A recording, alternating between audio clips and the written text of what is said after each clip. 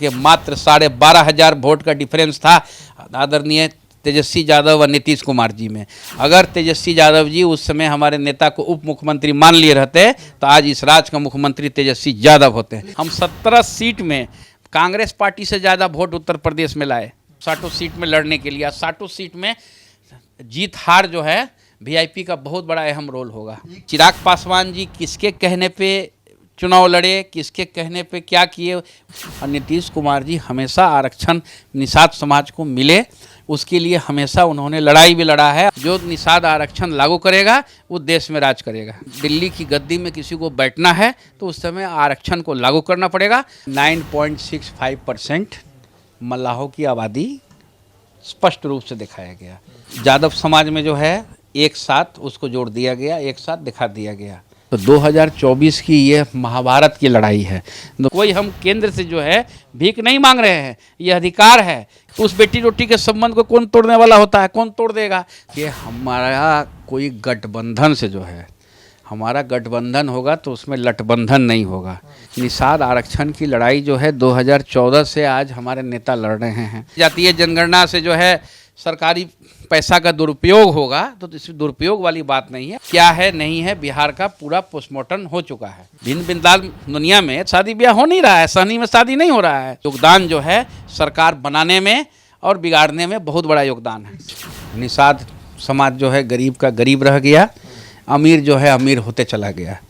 2024 लोकसभा चुनाव को लेकर तमाम जो दल हैं वो अपनी अपनी तैयारी में लग चुके हैं। बात अगर मुकेश सहनी की कल जाए तो मुकेश सहनी निषाद संकल्प यात्रा के तहत जो है वो गांवों में, शहरों में जाकर, लोगों के बीच जाकर, यूं कहे तो मल्लाहों के बीच, निषादों के बीच जाकर हुंकार भर रहे हैं और लोगों को गंगा जल लेकर कसम खिला रहे हैं कि जो निषादों को आरक्षण देगा, गठबंधन उसी के साथ होगा, वोट भी उसी को दिया जाएगा जो निषादों की बात करेगा। सीट को लेकर बातचीत नहीं हुई। लेकिन इस बीच बिहार में जाति आधारित गणना के आंकड़े सार्वजनिक हो गए, जिसमें बताया गया कि मल्लाह 2.60% है। हालांकि मुकेश सहनी जो आंकड़ा जारी किया जिसमें कई जातियां हैं, उपजाति को भी लिया गया, चूंकि मुकेश सहनी लगातार शुरू से उपजाति को लेकर चलते रहे, उसमें 9 साढ़े 9 तकरीबन 10% के आसपास आंकड़ा दिखाया गया।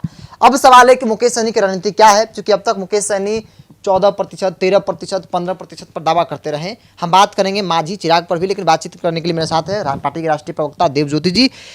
अब क्या रणनीति है? आंकड़े सार्वजनिक हो गए, 2.60% आपकी जाति की जो पार्टी के कोर वोटर है। देखिए, ये हम लोग आदरणीय नीतीश कुमार जी को, हम लोग बिहार के जो हमारे मुख्यमंत्री हैं, इनको हम लोग धन्यवाद देते हैं कि ये जातीय आंकड़ा जो है उन्होंने पेश किया।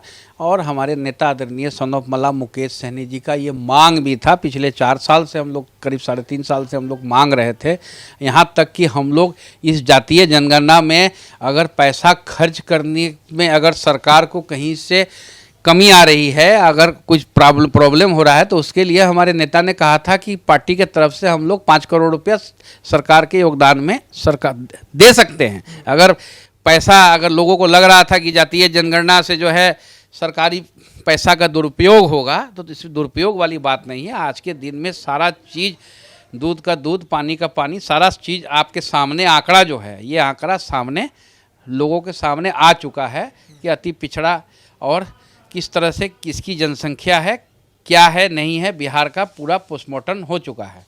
गठबंधन को लेकर कब क्लियर करेंगे आरक्षण के बाद? क्योंकि महागठबंधन में एंट्री नहीं दिख रही, महागठबंधन के नेताओं की जो बयानबाजी है, ऐसा नहीं लगता है कि मुकेश सहनी को लेकर इंतजार किया जा रहा है? देखिए, हमारा कोई गठबंधन से जो है, हमारा गठबंधन होगा तो उसमें लटबंधन नहीं होगा।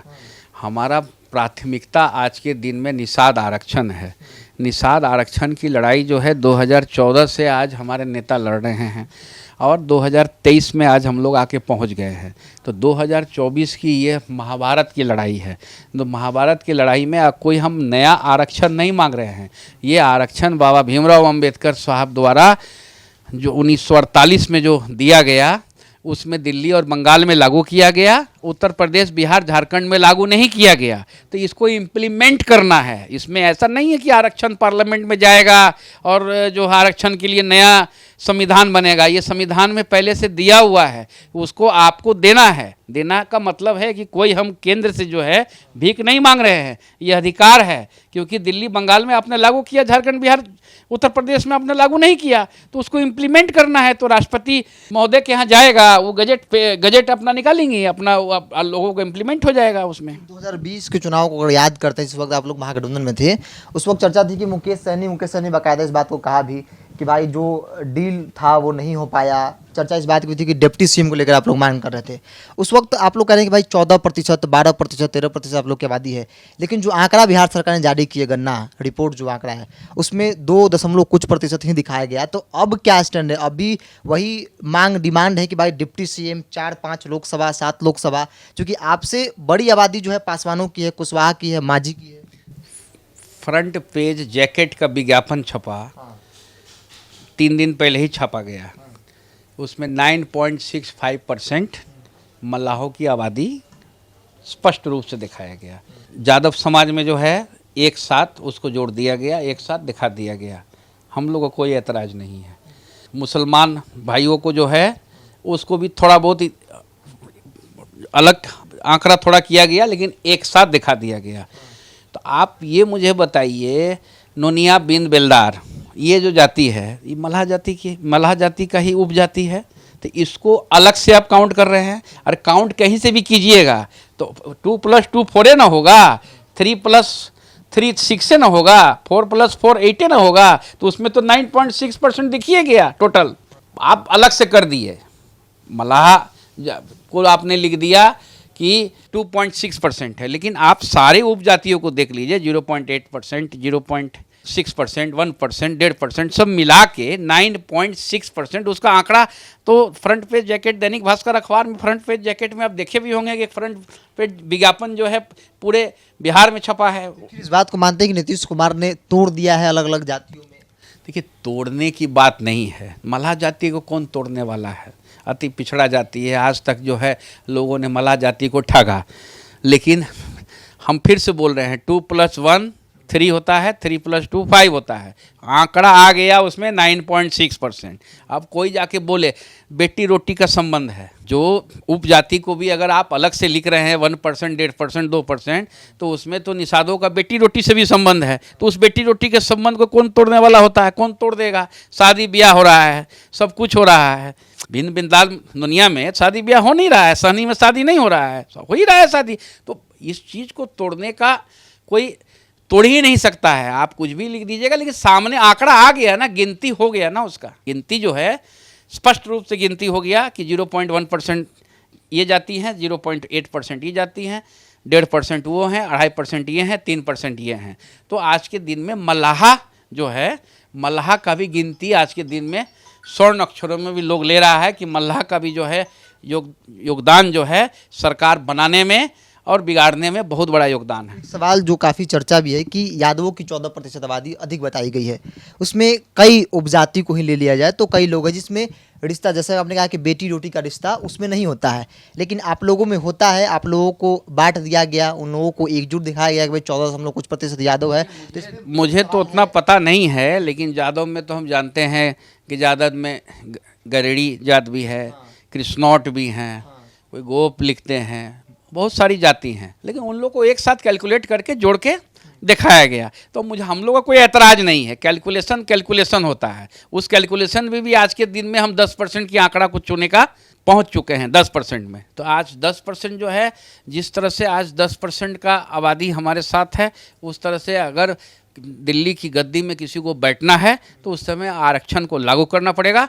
और निषाद आरक्षण जो है आज के दिन में वीआईपी पार्टी की प्राथमिकता है। जो निषाद आरक्षण लागू करेगा वो देश में राज करेगा। उम्मीद, जैसा कि सभा में उम्मीद भी वर्तमान सरकार भाजपा नरेंद्र मोदी से है, लेकिन जो तेवर मुकेश सहनी के दिख रहे हैं, वैसा लग रहा है कि वह भाई भाजपा से 2-2 हाथ करने को तैयार है। नीतीश कुमार से लगातार बातचीत हो रही है। हाल फिलहाल में उन्होंने कहा कई इंटरव्यू में कि भाई बातचीत हुई है, जाति जनगणना की रिपोर्ट सार्वजनिक होने के बाद बातचीत हुई है। तो माना जाए कि नीतीश कुमार से लगातार बातचीत हो रही है और आगे आने वाले दिनों में इंडिया गठबंधन में नीतीश कुमार के जरिए एंट्री होगी। देखिए, ये अमीर और गरीब की लड़ाई है। आज निषाद समाज जो है गरीब का गरीब रह गया, अमीर जो है अमीर होते चला गया। ये लड़ाई आज़ादी के पहले से लड़ाई चल रहा है।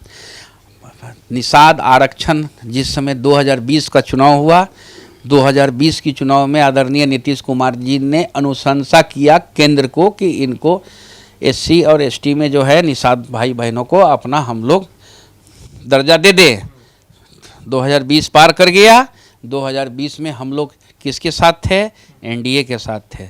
हम लोग मुख्यमंत्री नीतीश कुमार जी को हम लोगों ने मुख्यमंत्री बनाया और सारे निषाद समाज, निषाद भाई बहन जितने भी लोग हैं निषाद परिवार के, सारा लोग एकजुट होकर मात्र 12,500 वोट का डिफरेंस था आदरणीय तेजस्वी यादव और नीतीश कुमार जी में।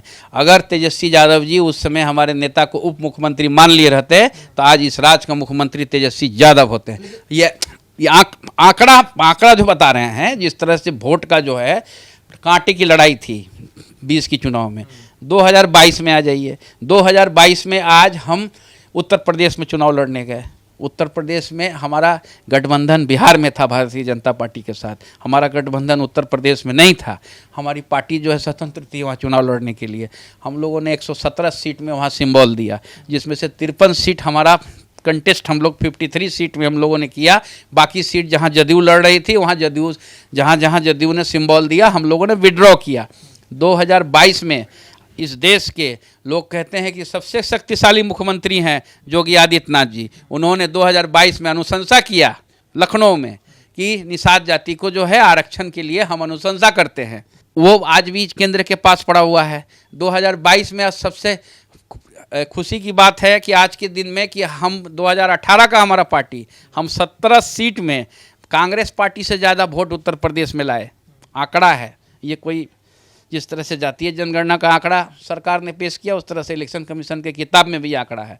तो हम 17 सीट में कांग्रेस से ज़्यादा वोट लाएं और हमने वहाँ लड़ाई लड़ा। और इस बार भी जो है हम लोकसभा का जो है हम 60 सीट में हमारा तैयारी चल रही है और 60 सीट में हम अपने कैंडिडेट देने के लिए स्वतंत्र हैं। अगर यूपी बिहार झारखंड मिला के 60 सीट हमारा चिन्हित है। 60 सीट में हम सिंबल देंगे। अगर आरक्षण लागू नहीं करती है केंद्र सरकार तो हम स्वतंत्र हैं चुनाव 60 सीट में लड़ने के लिए। 60 सीट में जीत हार जो है वीआईपी का बहुत बड़ा अहम रोल होगा। एक और सवाल, आपने कहा कि यूपी में जहाँ जेडीयू लड़ी वहाँ से आप लोगों ने अपना उम्मीदवार बैक कर लिया। 20 के चुनाव के वक्त चिराग पासवान और उनकी पार्टी को बी टीम कहा गया कि भाजपा के बी टीम के तौर पे काम कर रहे हैं नीतीश कुमार को डैमेज करने के लिए। वैसे आप लोग को भी कहा गया कि भाई आप नीतीश कुमार के बी टीम हैं, भाजपा को डैमेज करने के लिए उतारा गया। देखिए, बी टीम और ये सी टीम कुछ होता नहीं है। चुनाव मुद्दे पे लड़ा जाता है। मुद्दा क्या है, आपका मैनिफेस्टो क्या है, सारे लोग अपना अधिकार के लिए लड़ रहे हैं। तो जिस समय जिसको जहाँ से एडजस्टमेंट होता है जो पार्टी में और जो चुनावी समीकरण बनता है उसी हिसाब से लोग चुनाव लड़ते हैं। ठीक है। अब चिराग पासवान जी का पार्टी अलग है, वो स्वतंत्र हैं। हम दिवंगत रामविलास पासवान जी को हम लोग सम्मान करते हैं और आगे भी हम लोग सम्मान करेंगे। और दिवंगत रामविलास पासवान जी से मेरा व्यक्तिगत संबंध भी था और वो बड़े नेता हम उनको मानते हैं। लेकिन अब चिराग पासवान जी किसके कहने पे चुनाव लड़े, किसके कहने पे क्या किए, वो चिराग पासवान जी का पार्टी ज़्यादा अच्छा बता पाएगा। इस जवाब देने में बहुत कंफर्टेबल नहीं है। एक अंतिम सवाल ले लेते हैं, क्योंकि निषाद आरक्षण तो आप लोग का मुद्दा है ही, लेकिन घूम फिर कर बात सीटें पर आ जाता है, ऐसा देखा जाता है और संभवतः ऐसा भी हुआ आने वाले चुनाव में। क्या माना जाए, चूँकि भाजपा से रिश्ते ठीक नहीं है, नीतीश कुमार का जिक्र आप कर रहे हैं कि 19 में अनुशंसा किया था, कल होकर कह देंगे कि भाई हम तो चाहते हैं कि निषादों का आरक्षण मिले, तो फिर कितने सीटों पर बातचीत में? ऐसा तो नहीं कि बिना शर्त समर्थन दे देंगे। हम लोग आज तक जो है, आज तारीख हो गया 12 तारीख, अक्टूबर महीना है, आज तक हम लोगों ने नीतीश कुमार जी का विरोध नहीं किया। क्योंकि हम लोग नीतीश कुमार जी का विरोध क्यों करेंगे, इस करने का सवाल ही नहीं होता है। इसीलिए क्योंकि उन्होंने आरक्षण के वो हमेशा पक्षधर रहे हैं और नीतीश कुमार जी हमेशा आरक्षण निषाद समाज को मिले उसके लिए हमेशा उन्होंने लड़ाई भी लड़ा है। और आज के दिन में भी जो है निषाद समाज के लिए वो खड़े हैं कि आरक्षण मिले। अगर नीतीश कुमार जी से भी कभी आपको इंटरव्यू करने का मौका मिलेगा तो ये चीज़ पूछिएगा, वो हमेशा बोलेंगे कि निषाद समाज को आरक्षण मिलना चाहिए केंद्र से। तो हम लोग फिर से इस लोकप्रिय प्रधानमंत्री आदरणीय नरेंद्र मोदी जी से हम फिर से विनती करना चाहते हैं कि निषाद आरक्षण का जो आपके पास जो पेंडिंग है उसको आप राष्ट्रपति महोदय को लिख दीजिए, तो वो गजट पास कर देगा। झारखंड, बिहार, उत्तर प्रदेश में चुनाव से पहले आरक्षण लागू हो जाएगा। गठबंधन में कितने सीटों पर लड़ने की चर्चा है पार्टी? देखिए, यही तो हमारे नेता निर्णय लेंगे। अगर जिसके साथ गठबंधन होगा तो ये हमारे नेता इसका निर्णय लेंगे। ये अधिकार हम लोगों ने हमारे नेता को, हम लोग राष्ट्र कार्यकारिणी के और जितने भी राष्ट्रीय और प्रदेश के लोग हैं वो हम लोग लिख के उनको दे चुके हैं कि पार्टी का निर्णय जो है वो जिस तरह लेंगे, और पार्टी का हम लोग सिपाही हैं, पार्टी उसी तरह से वो जो कहेंगे आदरणीय सन ऑफ मल्ला उसी तरह से पार्टी चलती है और आगे भी चलेगी। चलिए, मुकेश सहनी की पार्टी वीआईपी कितने सीटों पर चुनाव लड़ेगी यह सब कुछ मुकेश सहनी को तय करना है। लेकिन सवाल है, चूंकि मुकेश सहनी का जो तेवर है उससे साफ जाहिर होता है कि भाजपा से दो हाथ करने को तैयार है। वही नीतीश कुमार के प्रति न सिर्फ सॉफ्ट है, लेकिन जिस तरीके से पिछले इंटरव्यू में उन्होंने बातें कही और कहा कि नीतीश कुमार से हमारी लगातार बातचीत हो रही है, और इस बीच उन्होंने कहा कि भाई 19 में अनुशंसा किया गया था, मतलब कि नीतीश कुमार भी चाहते हैं कि भाई निषादों का आरक्षण मिल जाए। तो इस मुद्दे पर चाहे नीतीश कुमार हो, भाई वीआईपी का जो है वो मकसद साफ दिख रहा है। तो हम ये कह सकते हैं कि आने वाले दिनों में विकासशील इंसान पार्टी, मुकेश सहनी की पार्टी जो है, इंडिया गठबंधन में नीतीश कुमार के जरिए एंट्री मिल सकती है, जिसकी संभावना दिख रही है। फिर भी सवाल घूम फिर किसी पे आता है कि आखिर कितने सीटों पर चुनाव लड़ा जाएगा, क्योंकि दावा किया जाता रहा है। हालांकि उन्होंने कहा कि 60 सीटों पर हमें तैयारी है बिहार, यूपी और झारखंड में। अगर गठबंधन नहीं होता है तो 60 सीट पर जो है पार्टी अपना उम्मीदवार देगी। इन सवालों के साथ आपको छोड़ जाते हैं। देखते हैं टॉप। नमस्कार।